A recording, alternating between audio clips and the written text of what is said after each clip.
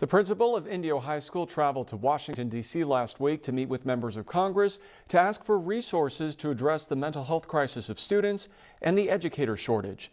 Derek Lawson led the delegation of California principals as federal lawmakers look to finalize the education budget. I spoke in depth with Lawson today about the trip and the issues affecting our schools.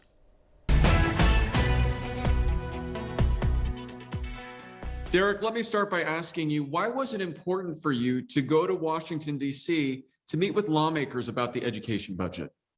Well, the reason why I feel like it's so important is so often policies that are made that involve schools and kids are made by people who've never been in the classroom and interacted with students on a daily basis to see the kinds of needs that they have, or may not have had much experience in schools since their own K-12 experience. And what are some of the specific issues that you were advocating for? Well, there were three primary ones. The first one was, of course, we're looking at a major shortage in the educator pipeline for both teachers of some very high needs areas, as well as administrators. You know, we went through a time where there were a large number of baby boomers that were retiring. You know, it comes in waves. And a few years ago, we ended up with class size reduction in the state of California. So we hired a big wave of teachers at that point. So what's happened is in these, I guess you'd call them crests and dips, sort of like a roller coaster. Well, we're in one of those dips where we have a shortage of people that have gone into a teacher preparation program in the universities at the moment. And then with the pandemic, there's a lot of anxiety about going into education because the whole paradigm is shifting. And then as you have retirements of baby boomers now in higher level positions, you have teachers moving into principals moving up into district positions, and there's a shortage. So the first one was looking at different ways. For example, one of the things that I know our own representative has helped push is for paraeducators that are in the classroom now that might have their 2-year degree from a community college. There's now a program in partnership with the Cal States and the county offices to get them through their bachelor's and their teaching credentials, especially in the needs of special education.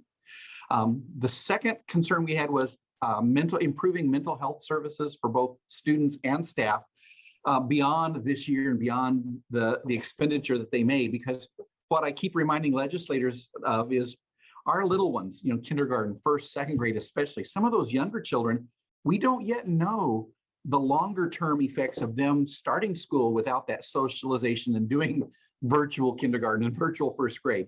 If you think back, like after 9/11, it was a couple of years later when we saw the after effects for some of those youngest children of what they experienced and saw. And this is very similar. We don't know the long-term effects of some of that. So we really wanted to lobby. 3 of our California legislators, representatives, really have put forward some great bills to provide for that ongoing sustainable mental health support.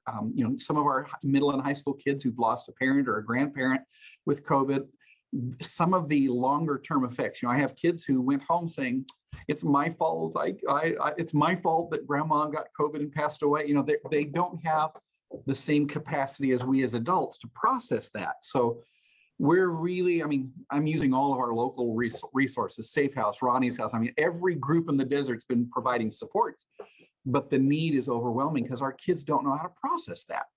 And then the third one was the school infrastructure program. You know, in my district, Desert Sands, we are very, very blessed that our community passed Measure O and then Measure K and then Measure KK and have provided bond issues to help us modernize and update the schools to keep up with technology and things of that nature. But there are some districts that are very rural, very spread out, or that are harder hit by income levels that don't have the ability to get bond measures passed locally and rely on state funding or federal funding. One of which, you know, my neighbors, Coachella High School is the rival for my high school. My mom was an Arab, I'm a Raja when growing up, but I love those kids. And that school, the district has fought hard, but you know, it's a 110-year-old school. The minute you open up a wall to add technology wiring, you have to bring it up to current code. And it is outrageously expensive. And when you can't get a bond measure passed because you don't have the tax base in your community, we are asking that they look at incentives and formats and structures that will help some of these rural communities or impoverished communities or areas like that across the country who have no other resource. Anything else, Derek, you would like to say before we let you go? I just want to encourage the public. I know that so often education gets bantered about it as a political football. And I always tell people it doesn't matter what political party anybody's a part of. Our kids are our kids. They're our future no matter what.